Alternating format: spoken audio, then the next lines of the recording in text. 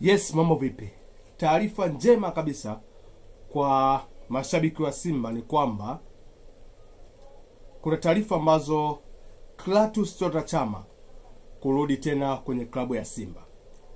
Taarifa ambazo ziko vizuri, ziko sahihi, ni kwamba Clatous Chota Chama msimu unaokuja atakuwa kwenye jezi ya klabu ya Simba. Baada ya kwenda kwenye klabu ya Yanga hakupata mafanikio yoyote, ana nafasi kwenye kikosi cha Yanga, ameomba kurudi kwenye klabu ya Simba.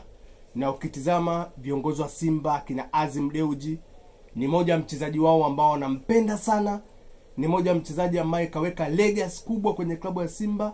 Kwa maana hiyo wameona bora bwana Beuga arudi nyumbani. Na vitu kama hivi si wa kwanza kufanya Clatous Chota Chama. Emmanuel Okwi alicheza Simba akaenda Yanga, lakini akarudi tena Simba.